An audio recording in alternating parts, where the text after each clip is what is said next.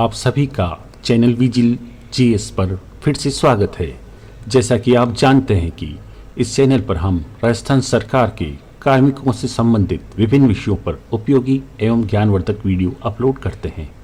उसी श्रृंखला में आज हम इस वीडियो में 4th पे कमीशन की जानकारी उपलब्ध कराएंगे। इससे पूर्व 5th पे कमीशन के ऊपर एक वीडियो पहले ही इस चैनल पर अपलोड किया जा चुका है।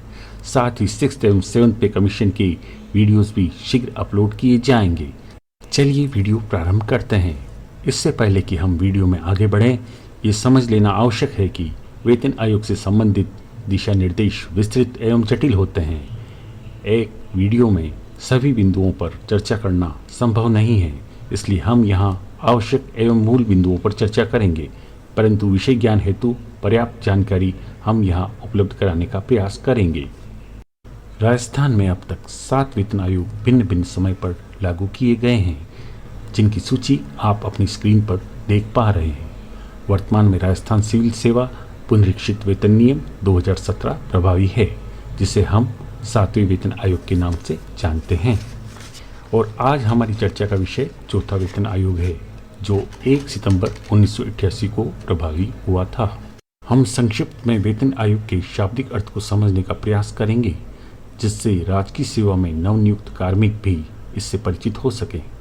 आप अपनी स्क्रीन पर देख सकते हैं, वेतन आयोग एक सरकारी समिति है, जिसका गठन समय समय पर सरकारी कर्मचारियों और पेंशन भोगियों के वेतन ढांचे, भत्ते और पेंशन परिवर्तन की समीक्षा और सिफारिश करने के लिए किया जाता है।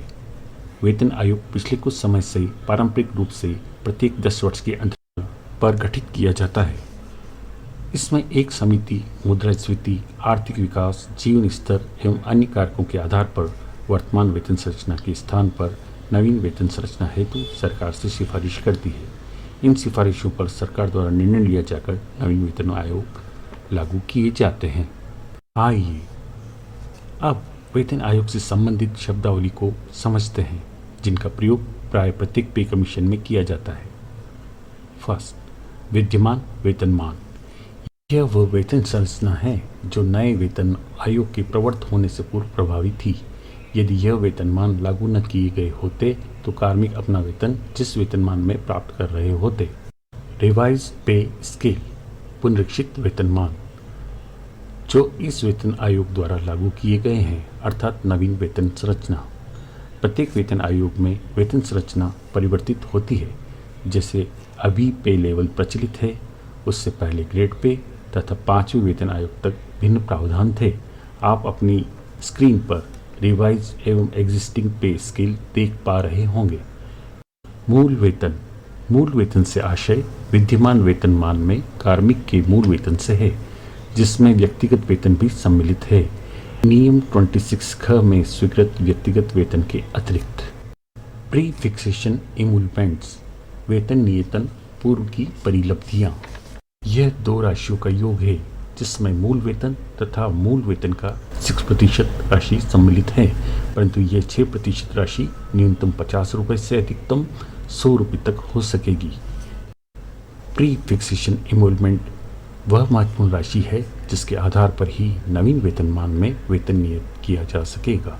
रिवाइज इमोलमेंट, इससे आशय है वेतन नियतन के पश्चात नए वेतनमान का मूल वेतन।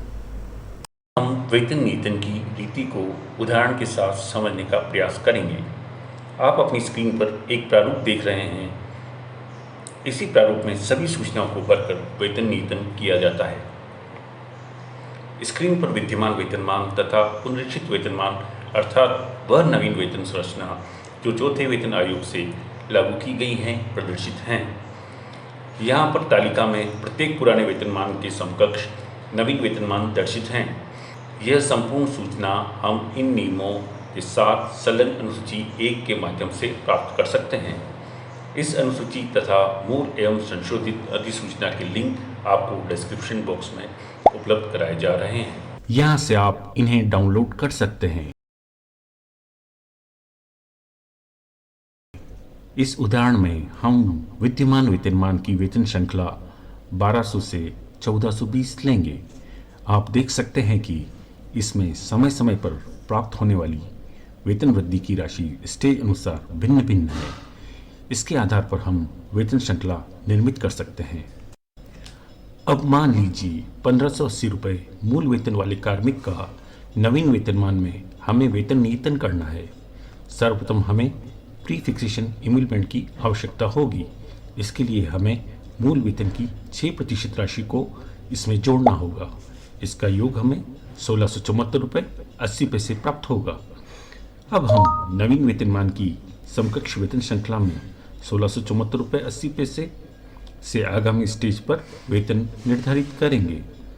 समकक्ष वेतन श्रृंखला 1400 से लेकर 2600 में हम इससे ठीक ऊपर की स्टेज 1700 रुपये प्राप्त होगी। इसके ठीक नीचे 1650 रुपये है जो इससे कम है। अतः यहाँ वेतन श्रृंखला 1400 से 2600 में 1700 रुपये पर वेतन नियतन किया जाएगा। आप मूल प्रावधान को पुनः समझ लें।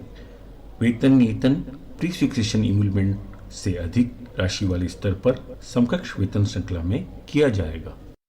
यहाँ पर आप ध्यान देवें कि समान स्टेज उपलब्ध होने पर भी वेतन नियतन उच्च स्तर पर ही किया जाएगा, न कि समान स्तर पर। किसी परिस्थिति में प्री फिक्सेशन इमूलमेंट नवीन वेतन श्रृंखला के न्यूनतम से भी कम हो सकती है। वहाँ फिक्सेशन न्यूनतम पर किया जाएगा। जैसा पूर्व उदाहरण में मूल वेतन 1225 रुपये मान लिया जाए तो प्री फिक्सेशन इमूलमेंट 1258 रुपये प्राप्त होगा, जो नवीन वेतन श्रृंखला के न्यूनतम 1400 से भी कम है। अतः यहाँ 1400 पर फिक्सेशन कर दिया जाए। एक अन्य परिस्थिति में यदि प्री फिक्सेशन इमूलमेंट नवीन वेतनमान के अधिकतम से भी अधिक है तो वहाँ नवीन वेतन श्रृंखला के उच्चतम पर व्यक्तिगत वेतन के साथ फिक्स कर दिया जाएगा। यहाँ पर आप ध्यान दीजिए, इन फिक्सेशन के लिए अनुसूची 2 में वित्त विभाग द्वारा रेडी रेकनर टेबल्स प्रोवाइड करवाई गई हैं, जिसमें प्रत्येक वेतन श्रृंखला के प्रत्येक वेतन का फिक्सेशन किया गया है, जहां से आप बिना कैलकुलेशन के सीधा फिक्सेशन देख सकते हैं। हमारे पहले उदाहरण को टेबल में देखें। यहाँ सीधे ही हमें 1700 रुपये प्राप्त हो गए हैं। यहाँ हम पे फिक्सेशन मेथड को समझ चुके हैं। अब नवीन वेतनमान में फिक्सेशन के पश्चात वेतन वृद्धि दिनांक किस प्रकार अवधारित की जाएगी उस पर चर्चा करेंगे। सामान्यतया वेतन वृद्धि की दिनांक अपरिवर्तित रहेगी, अर्थात पूर्व में जो दिनांक थी वही रहेगी, परंतु यदि प्री फिक्सेशन इमूलमेंट एवं नवीन बेसिक का अंतर फिक्सेशन के पश्चात इंक्रीमेंट की राशि से अधिक हो तो वेतन वृद्धि वेतन नियतन दिनांक के 1 वर्ष पश्चात प्राप्त होगी। एक अन्य उदाहरण देखें। मूल वेतन 1200 रुपये है, जिससे फिक्सेशन 1400 रुपये पर होगा। यहाँ अंतर 128 रुपये है, जबकि आगामी वेतन वृद्धि की राशि 40 रुपये है। चूँकि अंतर अधिक है, अतः यहाँ वेतन वृद्धि फिक्सेशन के 1 वर्ष पश्चात प्राप्त होगी। अब तक हम चतुर्थ वेतन आयोग से संबंधित महत्वपूर्ण जानकारी प्राप्त कर चुके हैं। कुछ अन्य महत्वपूर्ण बिंदु निम्न हैं। चतुर्थ वेतन आयोग की अधिसूचना दिनांक 23 सितंबर 1989 को जारी की गई थी, जिसको पुनः 8 नवंबर 1989 को संशोधित किया गया। यह वेतन आयोग 1 सितंबर 1988 से लागू है। वित्तीय लाभ 1 जनवरी 1989 से देय होंगे। धन्यवाद।